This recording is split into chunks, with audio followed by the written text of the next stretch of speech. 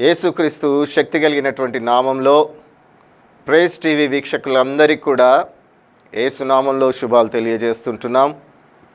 దేవుడు మనల్ని గత వారంలో నుంచి ఎంతో ఆశీర్వదించి కాపాడి మనకెంతో గొప్ప ఈవులతో మనల్ని ఆశీర్వదించటానికి ఆయన మీద ఆధారపడిన ప్రతి ఒక్కరిని ఆయన కాపాడుతూ రక్షిస్తూ ఆయన యొక్క చిత్తం చొప్పున మనల్ని నడిపించడానికి నిర్జీవమైనటువంటి మన జీవితాలకు ఆయన జీవాన్ని అనుగ్రహించినటువంటి గొప్ప దేవుడు.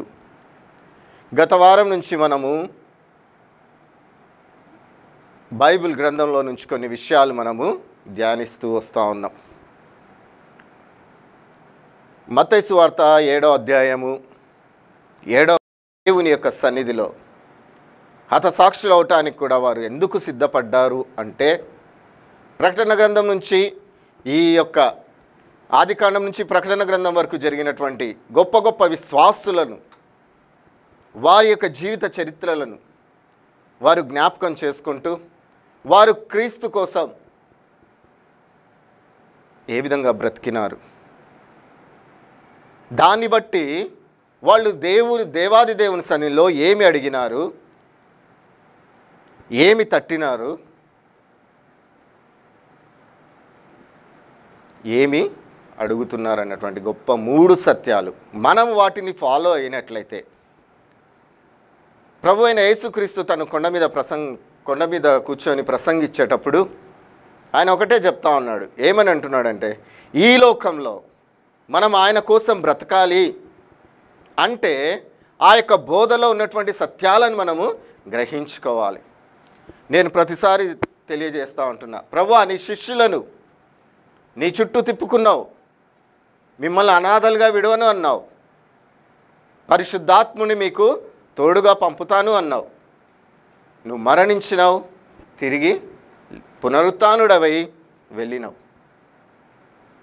లోకాన్నే తలకిందులు చేసేటటువంటి గొప్ప సేవకులుగా, అపోస్తులుగా వారు ఏ విధంగా తయారైనవారు. అంతేకాకుండా హతసాక్షులు అవటానికి వారిలో వచ్చినటువంటి ఆ యొక్క ఉజ్జీవం ఏమి, భూదిగంతముల వరకు మీరు నాకు సాక్షులై ఉన్నారు అన్న ఒక్క జీవం కలిగినటువంటి మాటన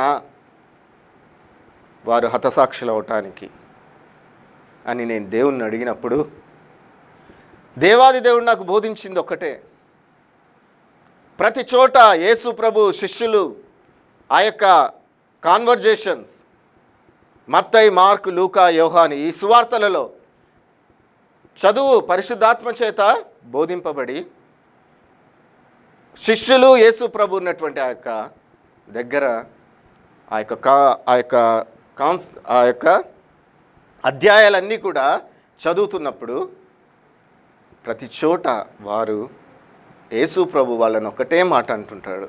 ఏమంటాడంటే, భయపడకుడి, నమ్మిక మాత్రం ఉంచండి. రియల్గా మనకు ఎన్నో సత్యాలు యేసు ప్రభు మనకు బోధించినాడు. ఆ బోధనలను అనుసరించి మనం నడుచుకోవాలి. ఈ లోక సంబంధమైన దుర్వ్యాపారంలో మనం చిక్కుకొనకుండా ఉండాలి అంటే ముఖ్యంగా వాక్యమును మనము చదువుకోవాలి. అది నాకు రాసి పెట్టినదే, నా గురించి మాట్లాడుతుంది అన్నటువంటి ఒక విశ్వాసంతో మనము వాటిని గాయకున్నాం. మనం బ్రతకాలి, ఈ శరీరం కోసం కాదు, ఆత్మ కోసం మనము నిత్యత్వంలో మనము ప్రవేశించాలి. దారి చెరుపుకున్నటువంటి మనము ఈ లోకంలో, కానీ యేసు ప్రభు యొక్క బిడ్డలము అన్నటువంటి సత్యాన్ని మర్చిపోయినటువంటి మనకు యేసు ప్రభు ఈ లోకానికి వచ్చి తన స్వరక్తం ఇచ్చి మనల్ని కొన్నటువంటి గొప్ప సత్యాన్ని మనము తెలుసుకున్న ప్రతి ఒక్కరు కూడా దయచేసి వాక్యాన్ని మనము చదువుకోవాలి. అది నాకు సంబంధించిందే. శిష్యులు ఆ విధంగా అన్వయించుకున్నారు. ఆయన బోధ యందు విశ్వాసం ఉంచిరి. ఆయన బోధ అధికారములే ఉన్నది. ఆయన బోధ చీకటి నుంచి వెలుగులోకి నడిపించేటటువంటి బోధగా ఉంది. ఆ బోధను వారు స్వకాన తీసుకున్నారు. మాకు సంబంధించిందే, ఎస్. ఎందుకంటే తండ్రి మాట కుమారుడు వింటాడు.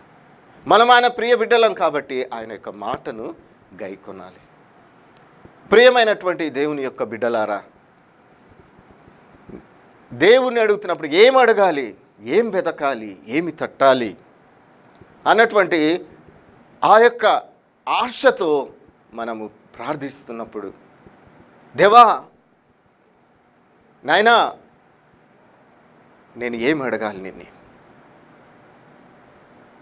రియల్గా మనము భక్తుల యొక్క విశ్వాసుల యొక్క జీవితాలను గురించి మనం తెలుసుకుంటున్నాం. మొర్దెకై యొక్క జీవితాన్ని గత వారం మనము ధ్యానించుకున్నాం. మొర్దెకై తన స్వార్థం కోసం ఏమాత్రం కూడా అడగలేదు దేవుణ్ణి. కేవలం యూదా ప్రజల కోసం, ఆ యొక్క దేవుని యొక్క బిడల కోసము, వారి యొక్క రక్షణ కోసము మొరపెట్టినటువంటి వాడు, అంగలార్చిన వాడు అన్నటువంటి సత్యాన్ని తెలియజేశాడు. చూడండి, మొదట నీతి రాజ్యాన్ని మనం వెతికినట్లయితే అవన్నీ కూడా మీకు అనుగ్రహించబడును. మొర్దెకై ఏ రోజు కూడా నేను గవర్నర్ కావాలి అని అనుకోలే. ఒక ద్వారపాలకుడు చెరపట్టబడి వచ్చినారు, అర్థహస్త ఏలుబడిలోకి వచ్చినారు. ఒక ద్వారపాలకుడుగా ఉన్నాడు. అయ్యా నేను నీ రాజ్య సింహాసనం పక్కన కూర్చోవాలి, దేవా సైన్యములకు అధిపతి యెహోవా, ఉన్నతమైన దేవా, ఆ యొక్క అర్థహస్త పక్కన నాకు స్థానమీ ఏమాత్రం కోరుకోలేదు. కేవలము తన ప్రజల కోసం, హామాను చేత హింసింపబడుతున్నటువంటి, హామాను కుట్ర చేత చంపబడబోచినటువంటి ఆ యూదుల యొక్క రక్షణ కోసం అంగలార్చినట్టు మనం వాక్య భాగంలో చూస్తున్నాం. నీతి రాజ్యాన్ని మొదట వెతుకుతున్నాడు, తన స్వార్థం కోసం కాదు. చూడండి, ఆ యొక్క యూదుల రక్షణ రావడమే కాకుండా మొర్దెకైని ప్రధానమంత్రిగా చేసినట్లు మనం వాక్య భాగంలో చూస్తున్నాం. ఈరోజు మనం ఇంకొక వ్యక్తి గురించి, తన స్వార్థం ఏమాత్రం లేకుండా దేవుని పని నిమిత్తం, దేవుని యొక్క ఆశయాలు, దేవుని యొక్క ప్రతి ఒక్క ప్రణాళికలు నెరవేరాలి అంతే, దానికోసం మొరపెట్టినటువంటి ఒక స్త్రీ గురించి మనము వాక్య భాగంలో ధ్యానించగలుగుతాం. చూడండి, మొదటి సమూయేలు గ్రంథాన్ని మనం జ్ఞాపకం చేసుకున్నట్లయితే, మొదటి గ్రంథంలో ఒక కుటుంబం గురించి వ్రాయబడి ఉంది. మొదటి సమూయేలు గ్రంథము మొదటి నుంచి మనం చదువుకున్నట్లయితే, ఎఫ్రాయిము మన్యామందు రామైతీము ముస్కిం పట్టం వారు ఒకడుండెను. అతని పేరు ఎల్కానా. అతడు ఎఫ్రామీయుడై సూపునకు పుట్టిన తోహు కుమారుడైన ఎలీహునకు జననమైన మరో యెరోహాము కుమారుడు. అతనికి 2 భార్యలుండిరి. వీరిలో ఒక దాని పేరు హన్నా, రెండవ దాని పేరు పెనిన్నా. పిల్లలు కలిగిరి గాని హన్నాకు పిల్లలు లేకపోయిరి. అతడు షిలోహునందు సైన్యములకు అధిపతియగు యెహోవాకు మొక్కుటకు బలి అర్పించుటకు ఏటేటా తన పట్టణం నుండి అచ్చటికి పోవుచుండెను. ఆ కాలమున ఏలీ యొక్క 2 కుమారులకు హొప్నీ ఫినేహాసు యెహోవాకు యాజకులుగా ఉండిరి. ఎల్కానా తాను బల్యార్పణలు చేసినవాడు. తన భార్యకు పెనిన్నాకు దాని కుమారులకును కుమార్తెలకును పాలు ఇచ్చుచూ వచ్చెను. గాని హన్నాకు తనకు ప్రియంగా నున్నందున ఆమెకు 2 పాలు ఇచ్చుచూ వచ్చెను. యెహోవా ఆమెకు సత్తు లేకుండా చేసెను. ఇంత గొప్ప సత్యాన్ని మనము వాక్య భాగంలో చూస్తున్నాం. చిన్న ప్రార్థన చేసుకుందాం. హన్నా తన యొక్క జీవితంలో ఏ విధంగా ఏమి అడిగిందో, ఏమి వెతికిందో, ఏమి తట్టిందో అన్నటువంటి సత్యాలు మనం గమనిద్దాం. మన యొక్క జీవితాల్లో దేవుణ్ణి మనం ఏమి అడగాలి, ఏమి తట్టాలి, ఏమి వెతకాలి అన్నటువంటి గొప్ప సత్యాలను మనము జ్ఞాపకం చేసుకుందాం. ప్రభువా నీకే స్తోత్రం నాయన. మరి యొక్క సోమవారాన్ని మీరు మాకు అనుగ్రహించినందుకు వందనాలు తెలియచేస్తుంటున్నాం. నీ యొక్క వాక్కును ప్రభువా మాకు వినిపింప చేయండి నాయనా. నేను మాట్లాడితే నీ కార్యాలు జరగవని నేను విశ్వసిస్తుంటున్నా నాయనా. నీ యొక్క గొర్రెలు నీ స్వరాన్ని వింటాయన్నావు కాబట్టి మేము నీ యొక్క స్వరాన్ని వినాలన్నటువంటి ఆశతో, మా జీవితాలను సరిచేసుకోవాలనే ఆశతో, మా జీవితాలను కట్టుకోవాలన్నటువంటి ఆశతో నీ సన్నిధికి వచ్చినాం. కాబట్టి నువ్వే దిగి వచ్చి నాయన మాతో మాట్లాడండి. నిరాశ నిస్పృహల్లో ఉన్న ప్రతి ఒక్క బిడ్డను ప్రభువా, ధైర్యం కోల్పోతున్నటువంటి ప్రస్తుత పరిస్థితిలో ప్రభువా, విశ్వాసాన్ని కాపాడుకోలేనటువంటి పరిస్థితిలో నువ్వు మాట్లాడాలి యేసు ప్రభువా. మీరే మాట్లాడండి నాయన, మీరే మాట్లాడండి ప్రభువా. నీ కార్యాలు జరుగునట్లు తండ్రి మమ్మల్ని వాడుకోమని ప్రార్థన చేస్తూ యేసు నామములో అడుగుకుంటున్నాం తండ్రి, ఆమేన్. ఈ యొక్క సమూయేలు గ్రంథంలో ఎల్కానా యొక్క కుటుంబం గురించి మనం చూస్తుంటున్నాం. అతనికి 2 భార్యలు, హన్నా మరియు పెనిన్నా. వీరిద్దరి యొక్క జీవితాల్లో పెనిన్నాకు మాత్రము కుమారులు కుమార్తెలు ఉన్నారు, హన్నాకు మాత్రం పిల్లలు లేరు. చూడండి, తన భర్త కూడా ఏమాత్రం కూడా హన్నాను విసిగించటం లేదు. ఏమాత్రం కూడా హన్నాను విసిగించటం లేదు. కేవలము ఆమెకు యెహోవా సత్తు లేకుండా చేసెను. ప్రస్తుతం ఉన్నటువంటి ఈ యొక్క భారతదేశ పరిస్థితులు, సాతాను మహా ఉగ్రుడై ప్రతి ఒక్కరిని విసిగిస్తున్నప్పుడు, హింసిస్తున్నప్పుడు మనం అనుకోవచ్చు మన దేవుడు ఏమైనాడు. కొన్ని శ్రమలు శోధనలు మనకు కలుగుతున్నప్పుడు మనం ఏం చేస్తున్నాం? హన్నా తన జీవితంలో ఏం చేసిందంటే చూడండి, తన భర్త బాగా చూసుకుంటున్నాడు, కానీ పెనిన్నా మాత్రము విసిగిస్తుంది. నన్ను విసిగిస్తుంది కదా అని ఆ ఇంటిలో నుంచి వెళ్ళిపోలే హన్నా. తన యొక్క ఆలోచన రీతిని మనం గమనించినట్లయితే ఈ యొక్క మొదటి గ్రంథంలోనే మనం చూస్తే ఏలీ కుమారుల గురించి వ్రాయబడింది. మొట్టమొదటిగానే వారిద్దరూ మనం గమనించినట్లయితే, వారి యొక్క పేర్లను మనం గమనించినట్లయితే హుప్నీ మరియు ఫినెహాసు. వీరు ఎటువంటి వారు అంటే ఆ యొక్క షిలోహులో ఉన్నటువంటి ఆ మందిరంలో భయంకరమైనటువంటి పాపపు స్థితిలో వాళ్ళు ఉన్నారు. అక్కడికి వచ్చిన వారిని హింసిస్తున్నారు.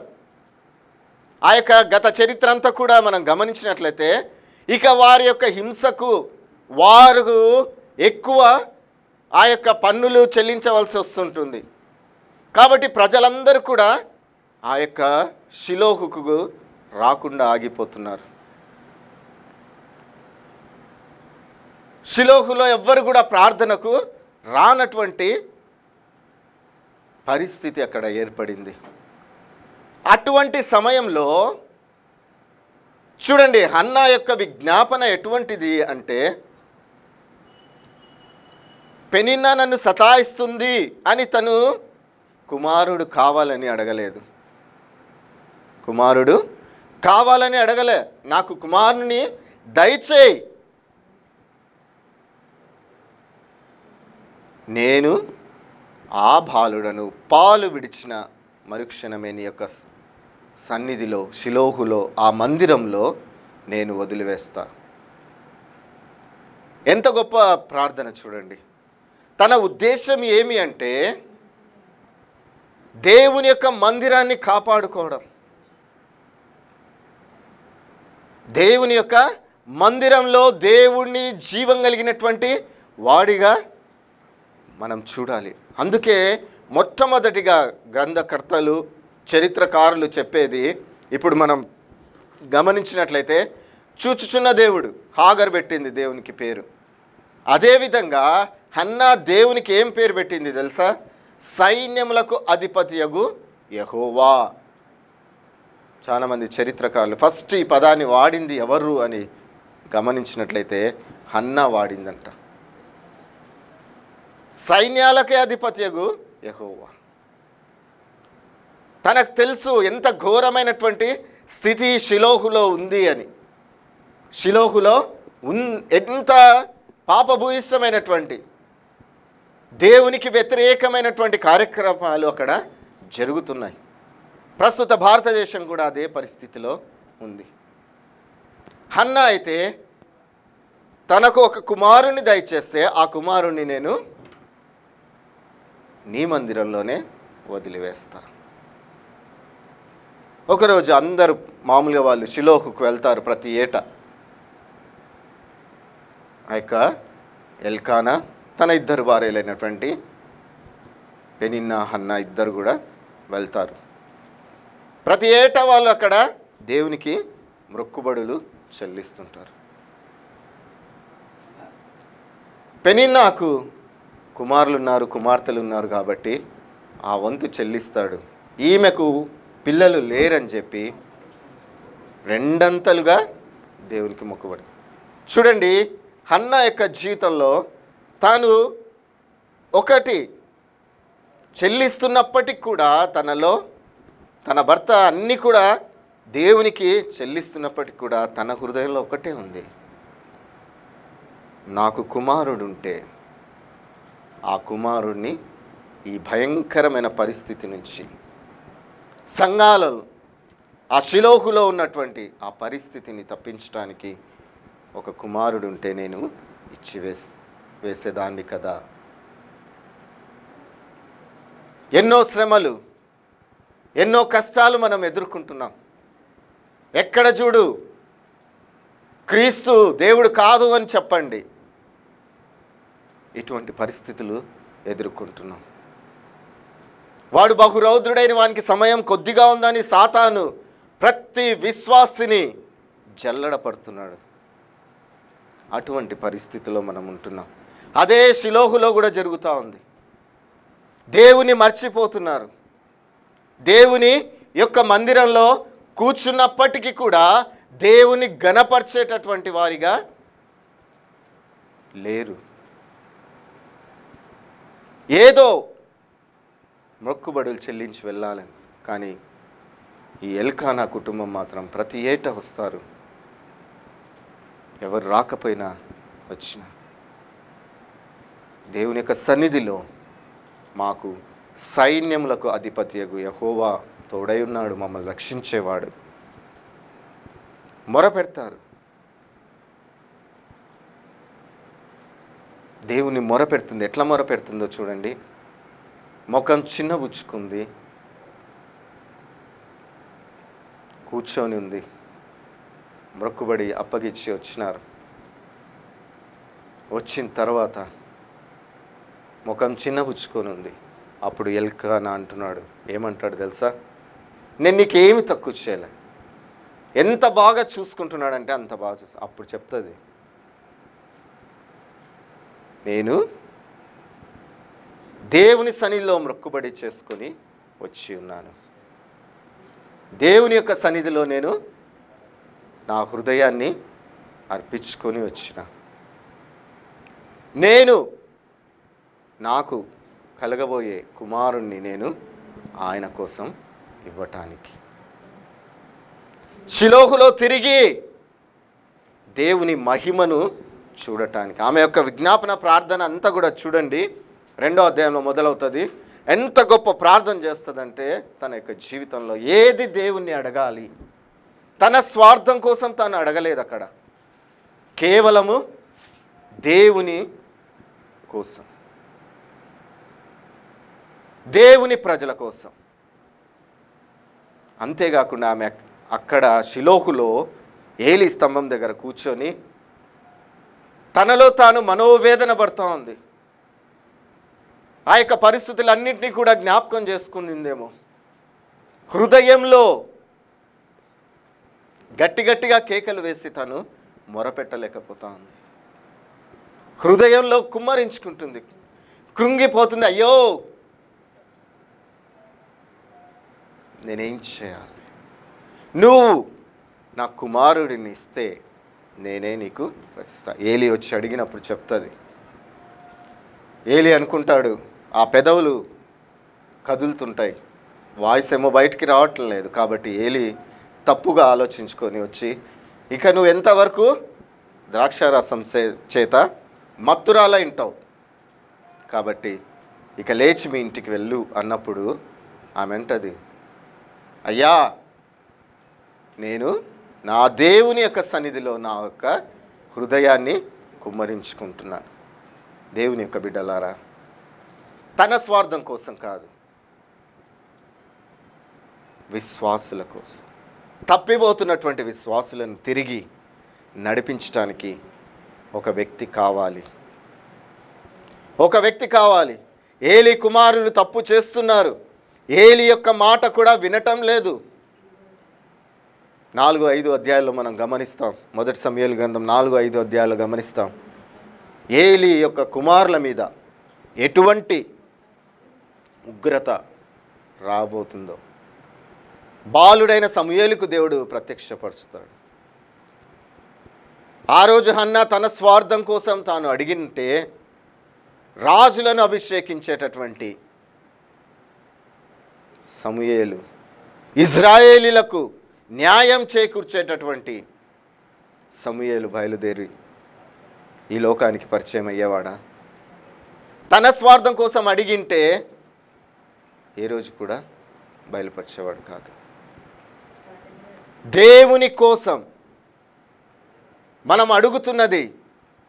అందుకే అపోస్తలుడైన పౌలు అంటాడు, నా శరీరము నశించినా పర్వాలేదు, కానీ నా అంతరంగం ఉన్నటువంటి ఆ యొక్క అంతఃపురుషుడు దినదినాభివృద్ధి కావాలని నా శరీరంను నేను నలగొట్టుకొనిచున్నాను.